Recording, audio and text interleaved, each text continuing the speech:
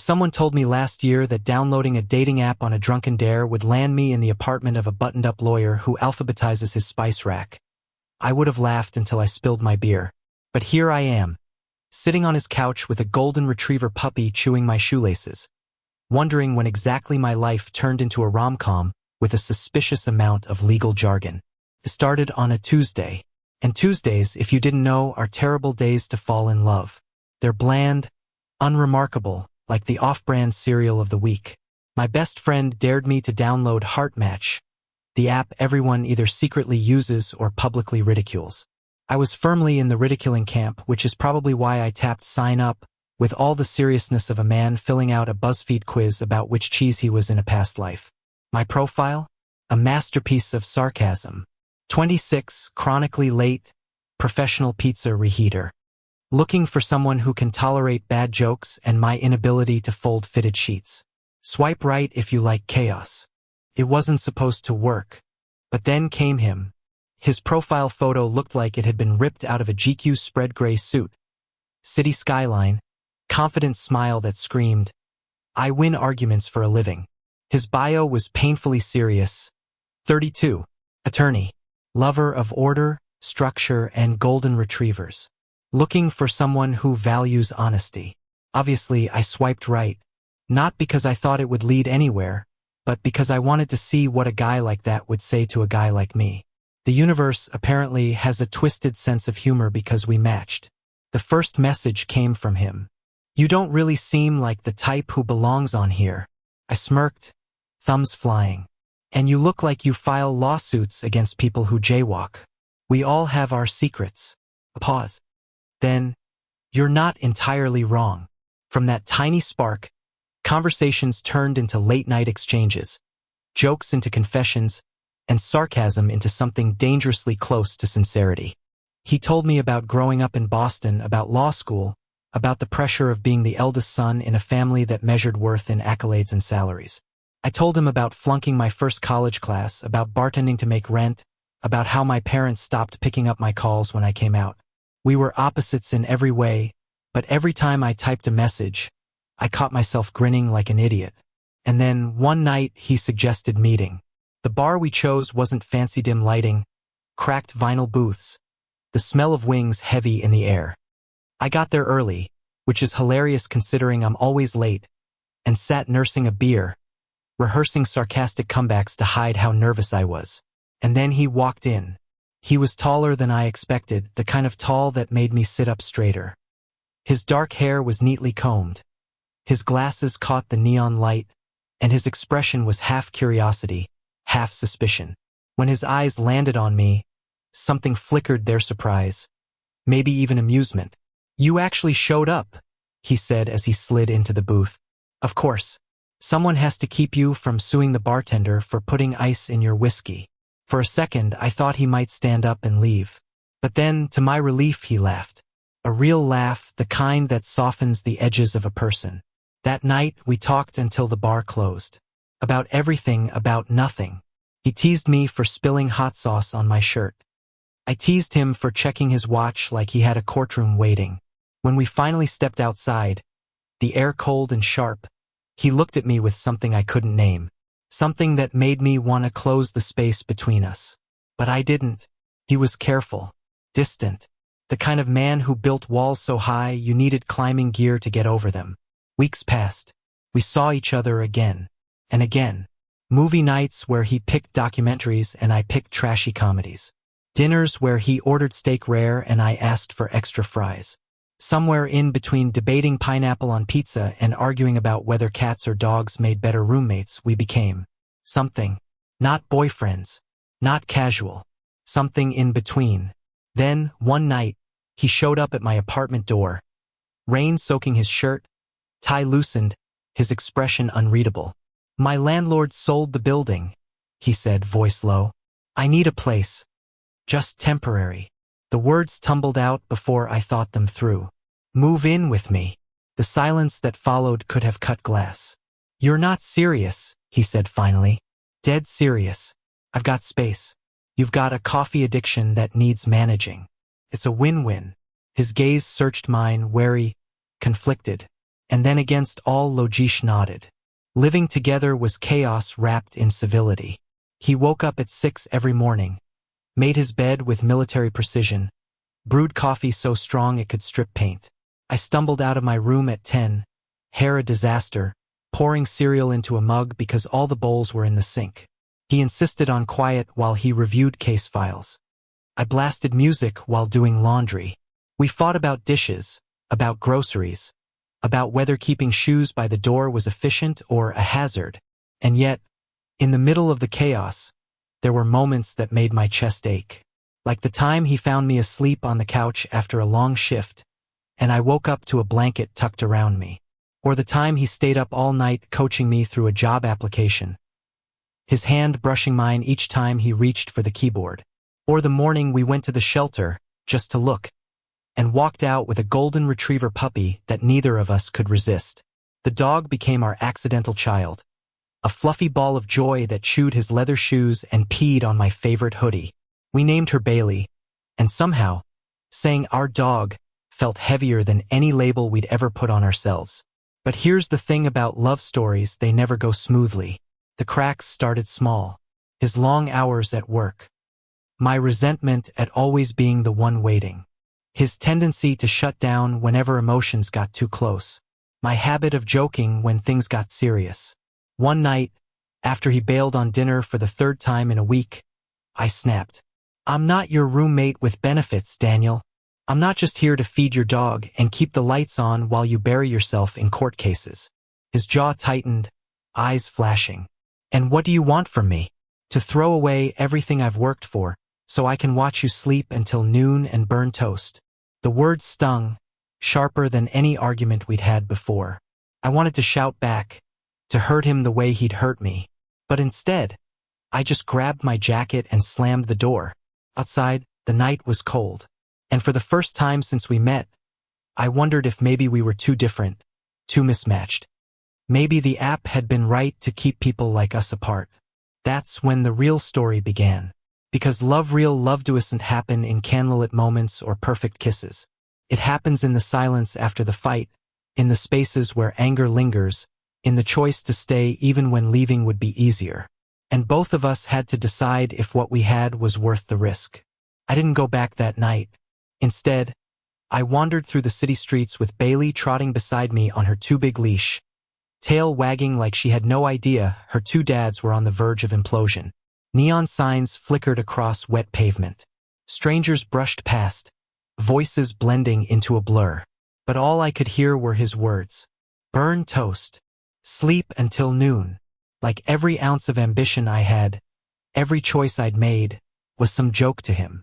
I ended up at my best friend Chloe's apartment. Bailey curled up at my feet while I sat on her couch, spilling everything. She listened, eyes wide, until finally she sighed. "You know what the problem is?" she asked. I groaned. "You're about to psychoanalyze me, aren't you?" "Absolutely. You fell for a man who doesn't know how to need people. He knows how to argue, how to control, how to succeed. But need? That terrifies him. And you're all heart. Of course it's messy." Her words lingered long after she went to bed and I stayed awake. Bailey's soft breathing the only sound. Messy. Yeah. But wasn't love supposed to be messy? The next morning, my phone buzzed. A text from Daniel. "We need to talk." Not "I'm sorry." Not "come home." Just 4 words that could mean anything. I stared at the screen until Bailey pawed at me, as if to say, "Well, are we going back or what?"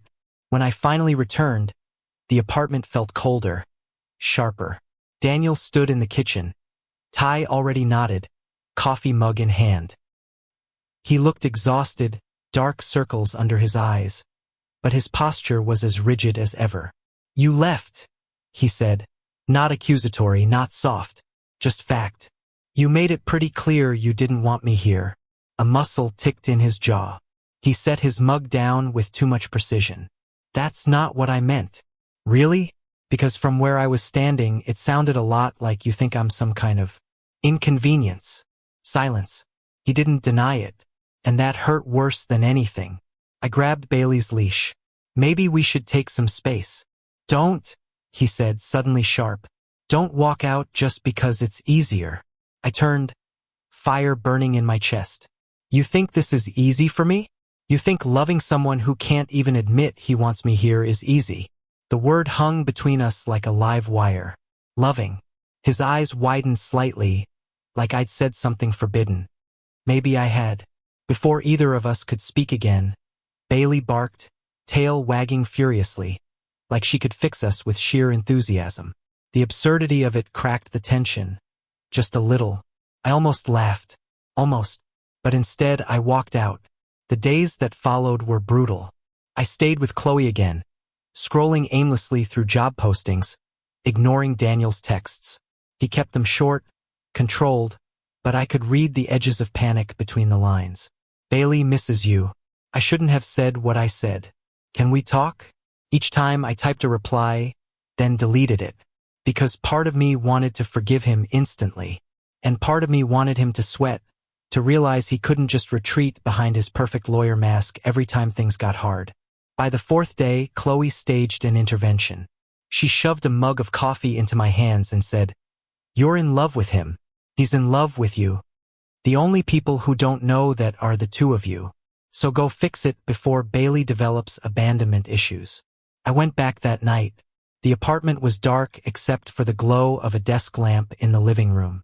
Daniel sat surrounded by stacks of case files, suit jacket off, shirt sleeves rolled up, hair a little messy. He looked less like a man in control and more like a man barely holding it together. When he saw me, he froze.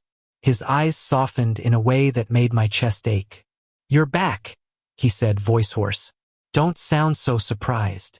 A beat of silence. Then he stood, crossing the room with measured steps, like he was afraid if he moved too fast I'd disappear. "I was wrong," he said quietly. "About everything. About you. You're not an inconvenience. His voice cracked, and for Daniel that was monumental. "You're the only part of this apartment that feels like home." I wanted to stay mad. I wanted to throw his words back at him, to make him beg. But then his hand brushed mine, tentative, trembling, and all the anger melted away. "Daniel," I whispered, "you've got to stop pushing me away every time things get hard. I'm not going anywhere unless you tell me to. But I need you to let me in." His eyes locked on mine, raw and unguarded. "I don't know how. Then we'll figure it out together." And in that moment, for the first time since we met, he didn't argue. He just pulled me into his arms, holding me like he was afraid to ever let go. Living together after that wasn't magically easy. We still fought about dishes. He still worked late. I still joked when I was uncomfortable. But there was a shift of willingness to meet in the messy middle. He learned to say when he was scared, when the weight of his job threatened to crush him. I learned to be patient, to see that beneath his armor was a man who'd been taught his whole life that vulnerability was weakness. And slowly we carved out something real. Movie nights where his hand found mine without hesitation. Mornings where he let himself sleep in, tangled in sheets and sunlight. Walks with Bailey where strangers smiled at us and, for once, I didn't care what anyone thought. We were still opposites. But opposites, I realized, didn't cancel each other out. Sometimes they balanced. Then came the trial. Daniel's biggest case, yet high profile, high stakes, the kind that had him buried in paperwork and pacing the apartment at 3 a.m. I tried to be supportive, but I couldn't shake the fear that this would be the thing that pulled him away from me for good. One night, after another late return, he found me asleep on the couch with Bailey curled on my chest. He stood there for a long moment just watching. When I stirred, he whispered, "I don't deserve this." I sat up, rubbing my eyes. "Deserve what?" "You. This. Any of it." I reached for his hand, lacing our fingers together. "Daniel, you don't earn love like it's some prize. You accept it, or you don't. But I'm not going to stop giving it." For the first time, he didn't argue. He just kissed Messoft, desperate, like he was finally letting himself believe. The trial stretched for weeks. The stress was unbearable, but something about us felt unshakable now. Each night, no matter how late, he came home. Each morning, no matter how early, I made sure he had coffee waiting. It was the smallest rebellion against his perfectionist world, but it was ours. And when the verdict came, victory, of course, because Daniel was terrifying in a courtroom, didn't celebrate at some fancy dinner with colleagues. He came home, loosened his tie, and collapsed beside me on the couch. Bailey barked, tail thumping against the floor. Daniel laughed, a sound I would chase forever, and said, "We did it." I grinned. "Pretty sure you did it." "No," he said, looking at me with a softness that turned my stomach inside out. "We did." Looking back now, I think that was the moment we stopped being mismatched. We were just messy, stubborn, imperfect. And maybe that was exactly what we needed. Because love, I've learned, isn't about finding someone who matches your every step. It's about finding someone who stays when you stumble. And Daniel, me serious, meticulous, maddening lawyer, stayed. If there's one thing I hadn't prepared for, it was meeting his family. Daniel never talked much about them, except in clipped phrases. My father's a doctor. My mother runs a firm. My brother's engaged. Every detail was polished like bullet points on a resume. I should have known that behind the polish lay landmines. The invitation came on a Sunday morning. We were both lounging in pajamas. Bailey sprawled upside down between us, paws twitching in puppy dreams. Daniel's phone buzzed, and after reading the text, his whole body stiffened. "What's wrong?" I asked. He didn't look at me when he said, "My parents are hosting a dinner next week. They want me to bring someone." Someone? As in me. His silence was answer enough. I sat up, brushing cereal crumbs off my shirt. "That's great, right? I mean, meeting the parents. Big step." His jaw tightened. "It's not that simple." And just like that, the easy Sunday dissolved into tension. The following week, I found myself in a suit borrowed from Chloe's boyfriend, sitting in the back seat of Daniel's car while he drove us to his parents' immaculate suburban home. "I feel like I'm about to face a firing squad," I muttered. Daniel adjusted his tie, eyes fixed on the road. "You'll be fine." Comforting. When we pulled into the driveway, I nearly whistled. The house looked like it belonged in a glossy magazine, perfect hedges, gleaming windows, a porch that probably hosted charity luncheons. Bailey wasn't invited, which felt like betrayal. I needed her moral support. Inside, everything smelled like lemon polish and quiet disapproval. His mother, tall and elegant, kissed Daniel's cheek before turning her scrutinizing gaze on me. His father offered a handshake that nearly broke my knuckles. And then came the dinner table interrogation. "So," his mother said, slicing her salmon with surgical precision, "what exactly do you do?" I hesitated, knowing bartender with big dreams but little direction wasn't the answer she wanted. "I'm in between jobs right now, exploring options." Her smile didn't reach her eyes. "Interesting." Daniel cleared his throat. "He's talented. Creative." "Creative," his father repeated, as if the word was foreign. "And how do you plan to support yourself long-term?" The air grew heavy. I tried to laugh it off. "Hopefully not by marrying rich." No one laughed. For the rest of the evening, I felt like an exhibit under glass, observed, judged, found lacking. By the time dessert arrived, I was fantasizing about grabbing Daniel's hand and bolting. When we finally escaped, driving back in silence, I stared out the window, my chest tight. "They hate me," I said flatly. Daniel's fingers clenched the steering wheel. "They don't hate you. They just don't understand." "Don't understand what?" "That I'm not a lawyer? That I don't fit into their perfect family tree." His voice softened, almost pleading. "Give them time." But what he didn't say, what he couldn't say, was that he wasn't sure if time would fix anything. That night, lying in bed, I couldn't shake the feeling of being an outsider in his world. Daniel was perfect on paper. Brilliant, disciplined, respected. And me? I was the messy footnote, the punchline, the guy who accidentally burned water once. I turned to him in the dark. "Do you ever wonder if we're too different?" He was quiet for so long I thought he'd fallen asleep. Then he whispered, "Every day." The words pierced deeper than I expected. But then his hand reached for mine under the covers, and in that simple touch, I felt the truth he couldn't quite say aloud. He wondered, yes, but he still chose me. The weeks that followed were a balancing act. At work, Daniel thrived, winning cases and impressing partners. At home, he treated really trieto show me I mattered. Dinners together, walks with Bailey, quiet nights where he actually let himself relax. But the shadow of his parents' disapproval lingered. It colored every interaction, every silence. And then came the job offer. Not mine, his. One Friday evening, he came home later than usual, his expression unreadable. He handed me a letter, the firm's logo stamped at the top. They want me to transfer, he said, to Chicago. Partner track. My stomach dropped. Chicago? That's not here. It's a huge opportunity. His voice was steady, but his eyes betrayed him. Everything I've worked for. I swallowed hard. And what about us? His silence was deafening. The days after that blurred together. We avoided the topic like it might explode if we touched it. But the distance between us grew, thick as fog. Finally, one night I couldn't take it. Just say it, I snapped. Say you're choosing the job over me. Daniel flinched like I'd struck him. It's not that simple. Yes, it is. Either we figure this out together or we don't. But I'm not going to sit here waiting for you to decide if I'm worth staying for. The look in his eyes broke me. Torn, desperate, but still trapped in that cage of obligation. I don't know how to choose, he admitted, voice cracking. For once, I didn't have a joke, didn't have a shield.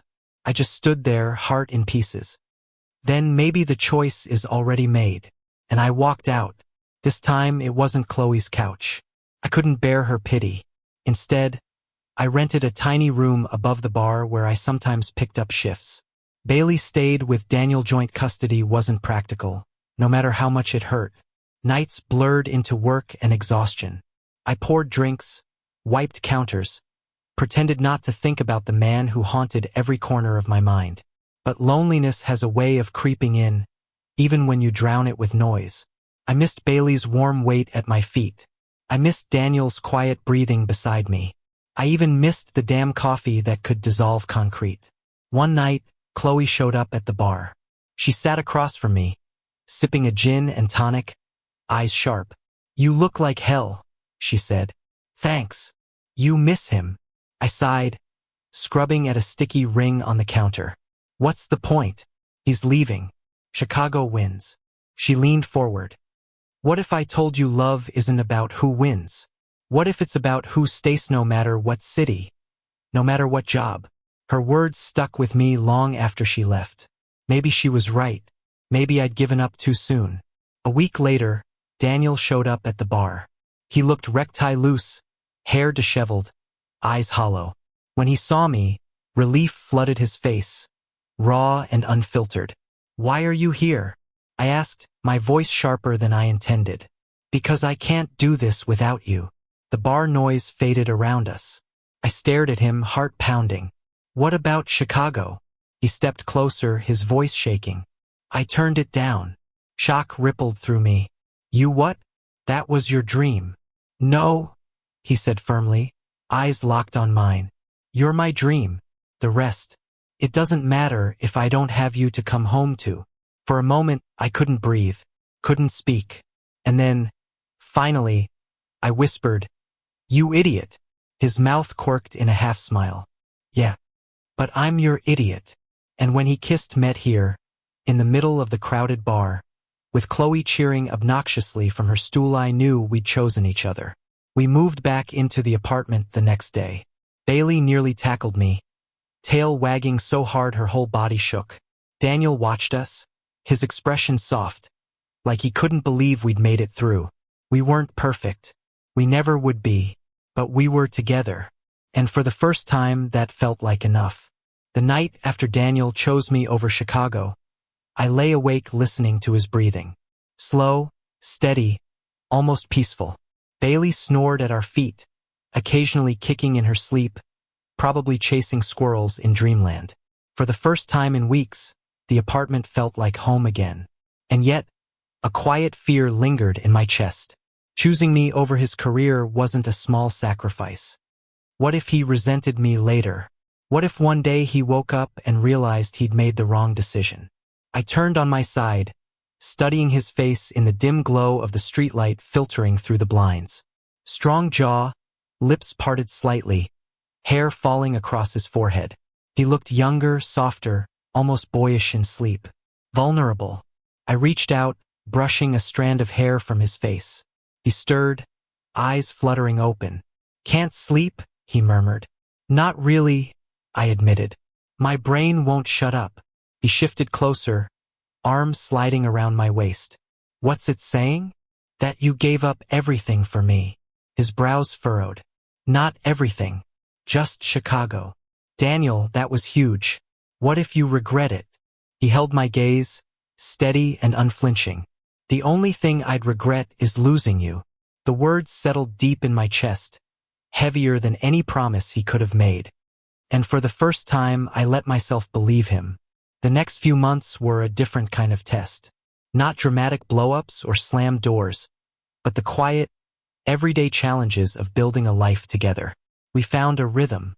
I picked up more bartending shifts while also taking online courses, communications, creative writing, whatever sparked my interest. Daniel, true to form, encouraged me, even quizzing me on exam nights. "You realize I'm not in law school, right?" I teased once as he drilled me on rhetorical strategies. "Knowledge is never wasted," he replied, dead serious.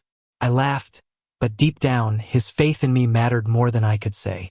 Bailey grew fast, transforming from a clumsy ball of fur into a lanky teenager who thought every shoe was a chew toy. Walking her became our nightly ritual, sometimes quiet, sometimes filled with laughter, sometimes with conversations that cut deep into the things we'd both been too afraid to say. One night, under the glow of a street lamp, Daniel confessed, "I used to think love was conditional, that you had to earn it, prove yourself worthy. With my parents, it was always about achievements, grades, jobs, titles. If you weren't excelling, you weren't enough." I squeezed his hand.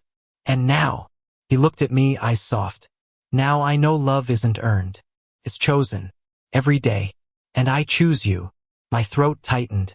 "You're really bad at casual conversations. You know that?" He smirked. "And yet you're still here." The real test came when his parents visited. Daniel hadn't told them about turning down Chicago. He hadn't told them I was still around, either. When the knock came at our door one Saturday afternoon, Bailey barked like mad, and Daniel froze like a kid caught sneaking candy. "Surprise," his mother said when I opened the door, her smile strained. His father stood behind her, arms crossed, disapproval radiating off him in waves. The air thickened instantly. I braced for disaster. But Daniel surprised me. He stepped forward, shoulders squared, voice steady. "Mom, Dad, this is Alex. He lives here. We're together." And I turned down Chicago because he gestured to me, to Bailey wagging her tail, to the cluttered, imperfect apartment. "This is my life. My choice." The silence that followed was deafening. His mother's smile faltered. His father's jaw clenched. I waited for the storm. And then, to my shock, his mother exhaled slowly and said, "If this makes you happy, Daniel, then we'll have to learn to accept it." His father didn't speak, but he didn't walk out either. For Daniel, that was victory enough. Later that night, when we collapsed onto the couch, I whispered, "I think you just grew a spine of steel." He chuckled, resting his head against mine. I had a good reason. Life wasn't suddenly perfect after that. His parents still kept me at arm's length, still asked too many questions about my plans. I still felt the sting of not fitting neatly into their world. But Daniel had made his stand, and knowing he had my back made all the difference.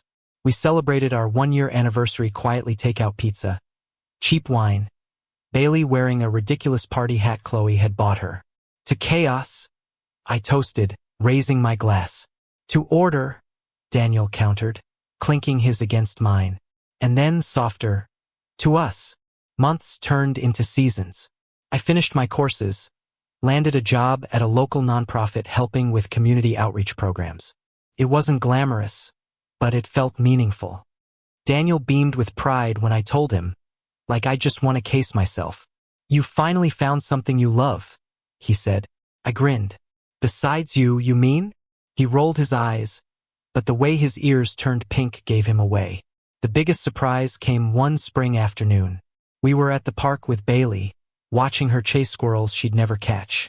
Daniel pulled something from his pocket, not a ring, though my heart skipped anyway, but a small, worn dog tag. I had this made, he said, fastening it onto Bailey's collar. I leaned closer. It read, Bailey Bennett Moore. Our names. Both of them. I blinked, throat tight. You hyphenated our dog's name? He smiled, rare and unguarded. She's ours, just like this life. Shared. I kissed him right there, in front of half the park, not caring who saw. Sometimes I still think about that night I downloaded Heartmatch. About the profile I made as a joke. About the lawyer whose bio screamed, wrong match. And I think about everything since the fights, the heartbreak, the choices, the messy, imperfect journey that somehow led us here. If you told me then that I'd end up building a life with him, I would have laughed. But love, I've learned, doesn't always look like what you expect. Sometimes it looks like burnt toast and coffee strong enough to kill you. Sometimes it looks like a golden retriever sprawled across your bed. Sometimes it looks like two men from opposite worlds, choosing each other anyway. Tonight, as I curl up on the couch with Daniel beside me and Bailey snoring at our feet, my phone buzzes with a notification from Heartmatch. New matches waiting for you. I laugh, showing it to Daniel. Guess I'm still in the system. He smirks, taking the phone and deleting the app in one swift motion. No more jokes. You already found your match. And when he kisses Muirm, steady, certain I know he's right. Because the truth is, I didn't just find a match. I found home. Thank you for listening. If you find it interesting, please like and subscribe to follow the next stories.